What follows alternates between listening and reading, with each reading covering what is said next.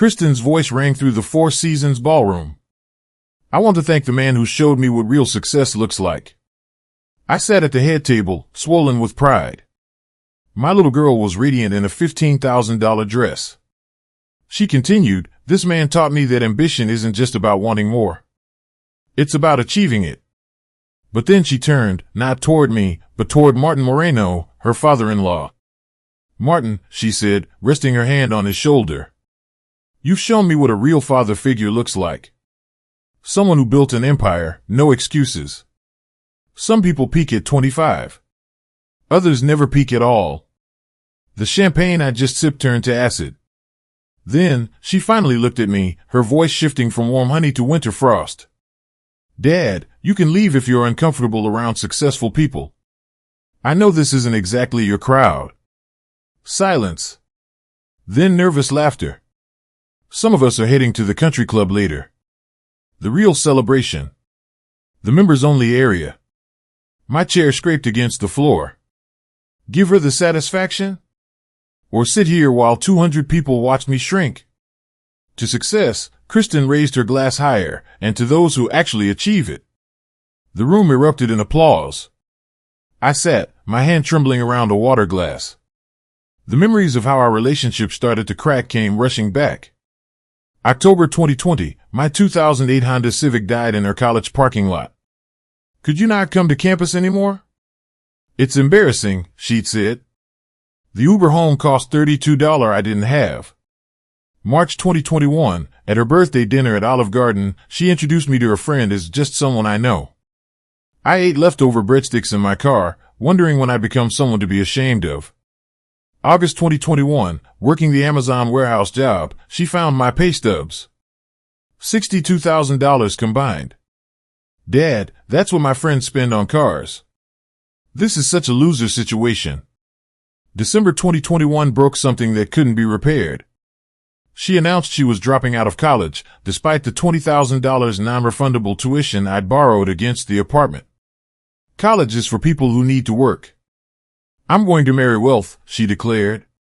"That's your problem, Dad. You think too small." She needed $30,000 for networking, wardrobe, and society memberships. I took out a loan at 18% interest. She called it an investment in your grandson's future. The money funded her transformation into a different person. $3,000 for hair extensions, hair investment. $5,000 for designer bags, conversation starters. A country club membership I kept paying for. She had studied wealthy families like other kids studied for exams, creating a character she completely inhabited.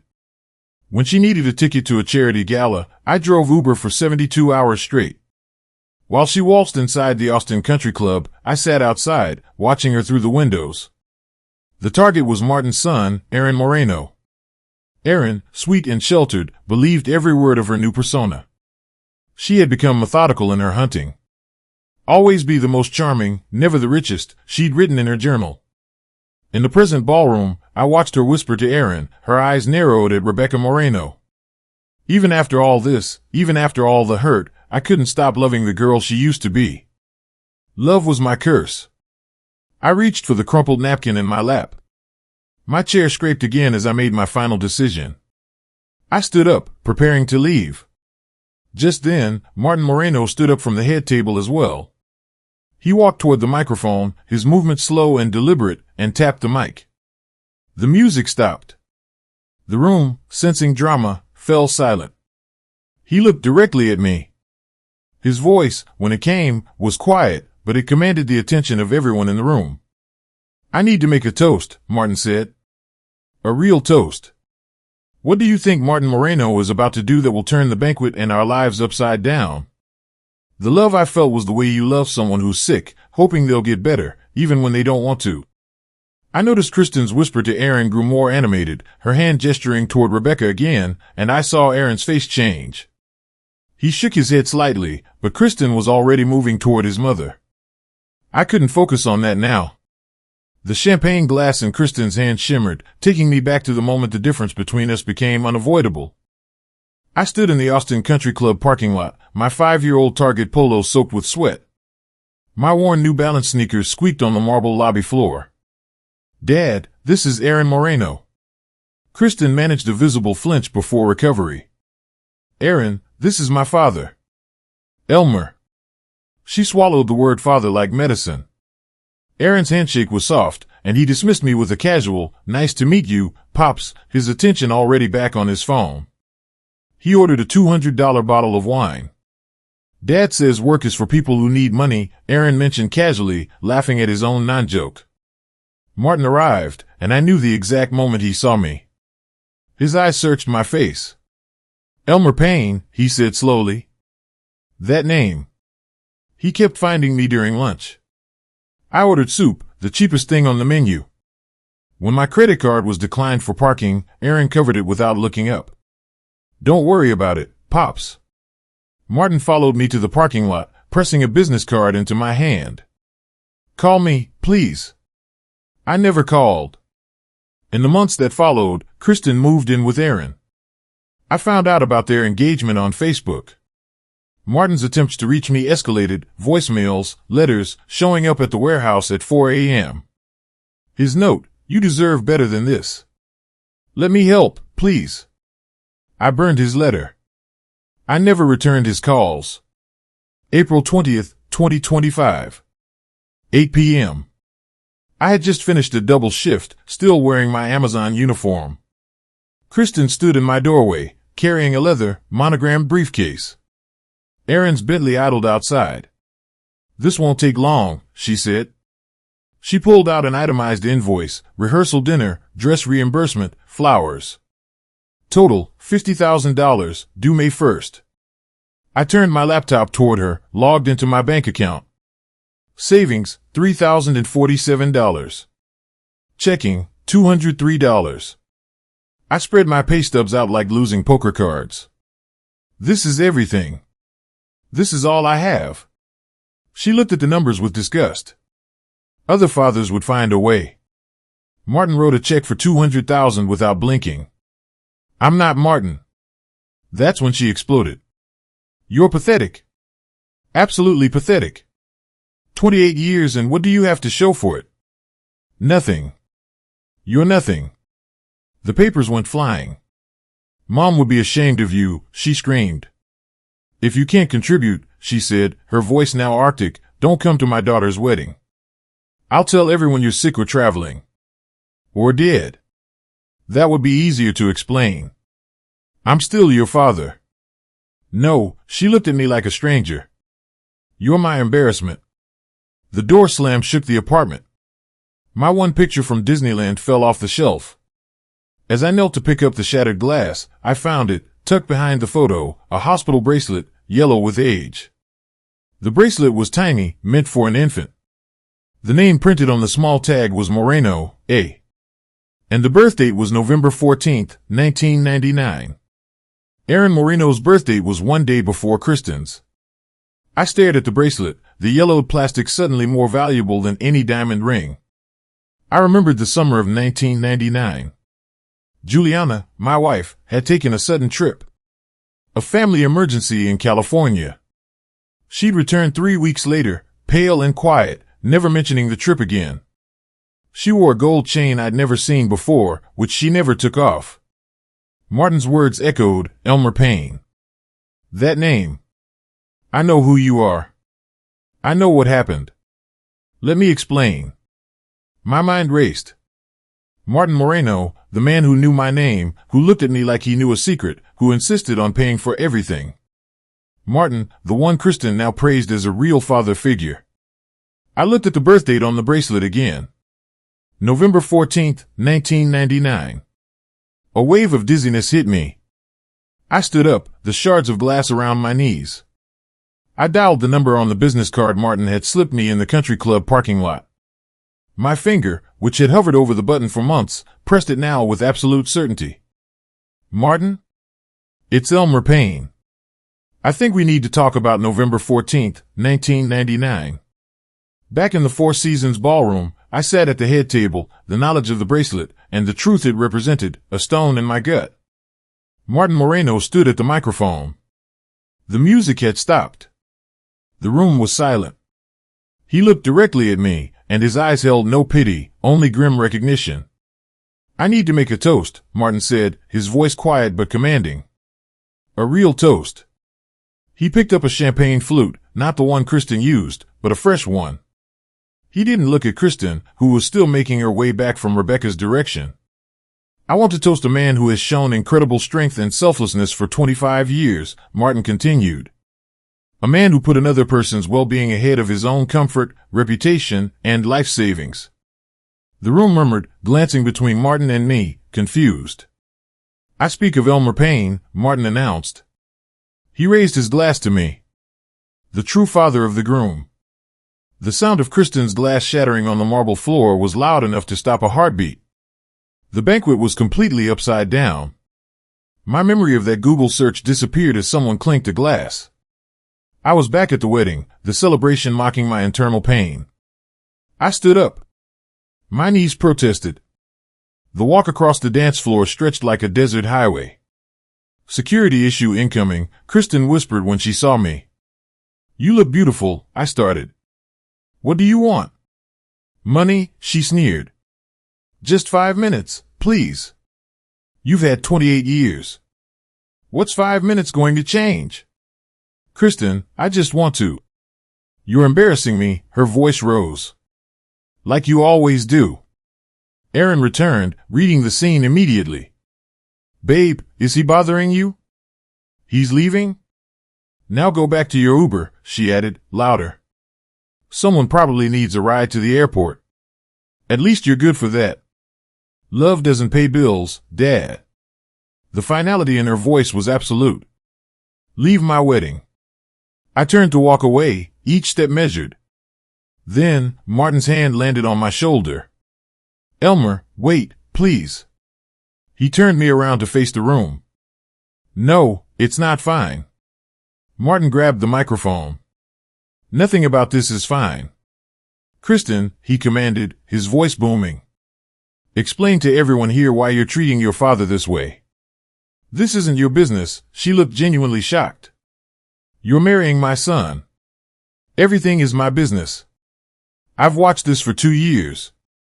Watched you dismiss this man, belittle him, treat him like he's something you stepped in. This man deserves respect. Respect? Kristen laughed. For what? For being a failure?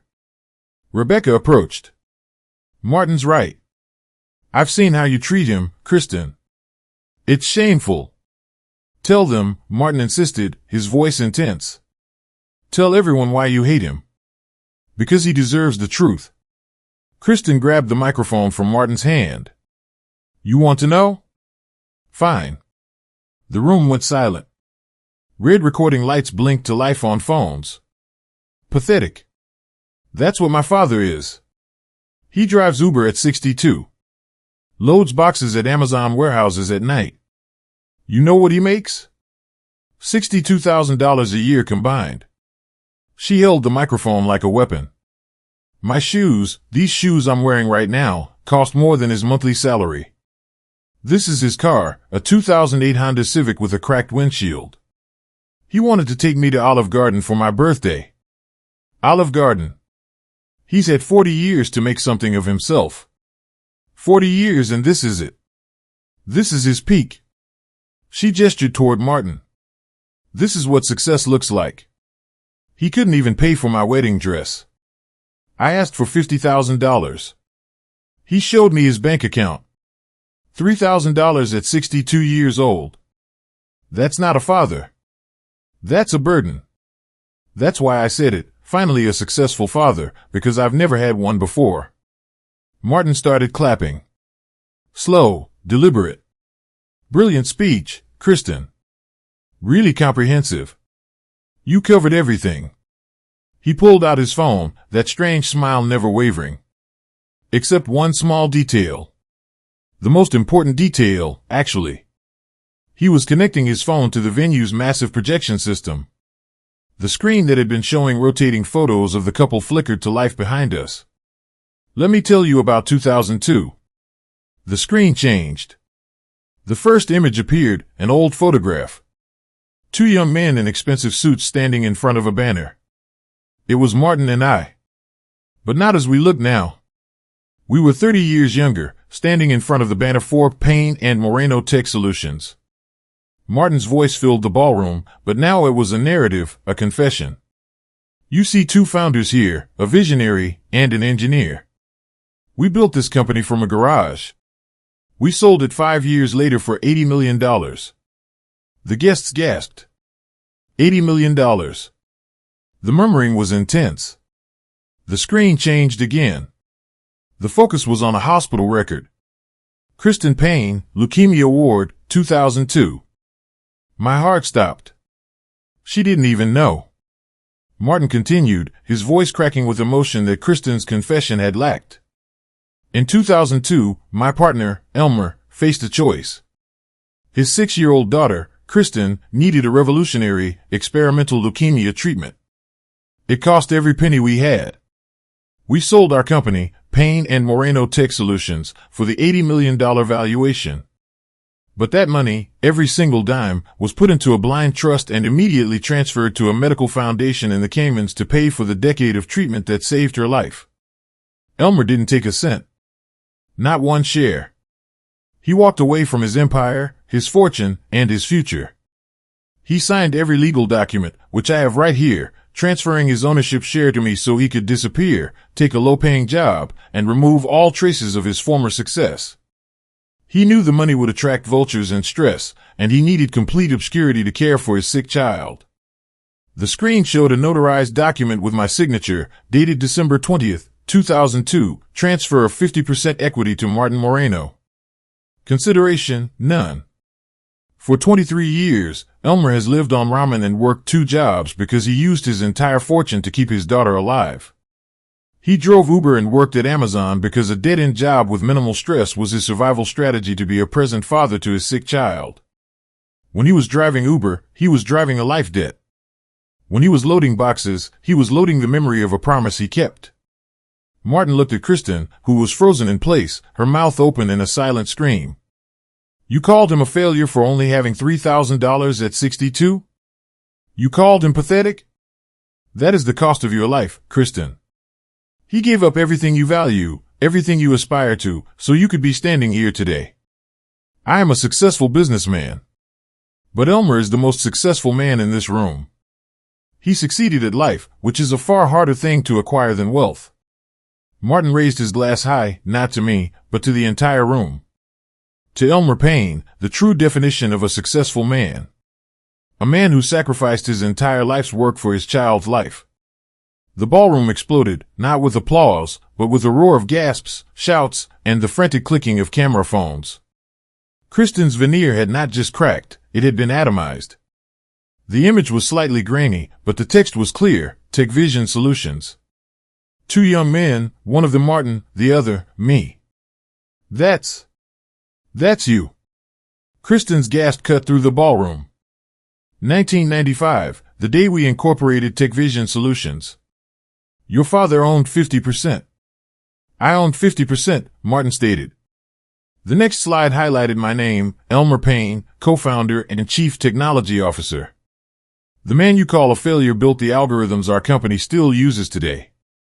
Every core process, every optimization that made us millions. Your father-in-law wrote that code, Martin declared. The crowd gasped as headlines flashed. TechVision secures $50 million defense contract. Austin startup joins Fortune 500. By 2002, his share was worth $10 million. Kristen's face was white. The screen changed again. Patient Kristen Payne, age 5. Diagnosis, acute lymphoblastic leukemia. The doctors in Houston gave up. Martin's voice thickened. Said to make her comfortable. But there was an experimental treatment in Zurich. Cost, $500,000 upfront, cash only. An insurance denial letter filled the screen. I offered to help, begged him to let me help. He refused, said it was his responsibility, his daughter, his duty. The screen displayed the share purchase agreement, dated 5 days after the diagnosis. He sold me everything in 5 days. Everything. A wire transfer confirmation, $10 million. Photos followed. my little girl, bald and fragile, me, sitting by her side for 18 months. Martin's voice was heavy with reverence. He lived on sandwiches to save money for better doctors. Wore the same 3 shirts for a year and a half. The final photo, Kristen, 7 years old, cancer-free, arms wrapped around my neck, both of us crying. You lived, Martin said directly to Kristen. That was all that mattered to him. He came back with nothing but you. He refused to ask for help. He said he made his choice and would live with it. Your father isn't a failure. He's the most successful father I've ever known. He traded $10 million for your life and never told you because he didn't want you feeling guilty about surviving. The screen went dark. Kristen's legs gave out completely. Aaron caught her, but she pushed him away, sinking to her knees in her expensive dress. She crawled toward me, tears streaming. Dad. Daddy. I remember the hospital, she whispered, the microphone picking up the sound. You sing to me every night. You gave up everything. Everything. And I called you pathetic. What kind of monster says that? I lowered myself to her level. You're not a monster. You're my daughter. But I was cruel. You didn't know. That doesn't excuse it. I never wanted you to know. The guilt would have destroyed you. You were everything. You saved me, and I spent 20 years being ashamed of you. She stood, pulling me up, and faced the crowd, grabbing the microphone. Everyone here, I need you to know this man saved my life. The shame is mine, not his. Mine. She turned back to me. Dad, forgive me. Please. I pulled her into my arms. There's nothing to forgive. Aaron slowly approached, tears streaming down his face. Mr. Payne, Elmer. Dad, would it be okay if I called you Dad? You're a hero. You're an actual hero and we treated you like. Martin cut in. There's more. Elmer, you gave up the money, but not the mind. Every algorithm TechVision uses, you designed. I've made $100 million on your work. He spread documents on the head table. Partnership reinstatement papers. I've been carrying these for 2 years, waiting for the right moment. 25% stake. Retroactive value. Worth approximately $30 million today. I don't need. It's not about need. It's about justice. About making things right for her. For your grandson someday. Let me restore what was stolen by circumstance. Kristen grabbed my hand. Please, Dad. Please let him do this. My signature, the same careful loops I'd used to sign her hospital forms, went onto the paper. Martin, Rebecca, and Aaron signed as witnesses. Kristen signed, too, next to me. She pulled me onto the dance floor. The opening notes of butterfly kisses filled the room. I love you, Dad, she whispered into my shoulder. 3 months later, I stood in my new office at TechVision headquarters. Chief Innovation Officer gleamed on the door. My 2008 Honda Civic still sat in the parking lot below. Kristen arrived, professional in her blazer, but still my little girl in her smile. She had started the Juliana Payne Foundation for Childhood Leukemia with redirected wedding gifts. We're funding 5 families' treatments in Zurich. I'm learning what work really means, she said, pointing to her new title, Executive Director. Aaron joined us, ready for lunch. Martin has me shadowing Elmer all week, learning actual business, not just, We walked to a taco truck, my choice. The owner recognized me from my Uber days and insisted the meal was free. You drove my mother to chemo for months. Never charged her for waiting time. A photographer from the Austin Business Journal recognized me as we ate. Aren't you the TechVision founder who gave up everything for his daughter? Before I could deflect, Kristen answered, he's my father. The most successful man I know. We walked back to the office, Kristen in the middle, arms linked with both Aaron and me. The security guard now bowed respectfully. The real treasure was standing next to me, finally understanding that success had nothing to do with a bank account and everything to do with the life he'd saved. The fortune I'd gained was immense, but the restoration of my relationship with Kristen was priceless. What part of the story resonated most with you, the sacrifice, the public confrontation, or the final redemption? If you like this story, please like this video, subscribe to the channel, and share your impressions of this story in the comments.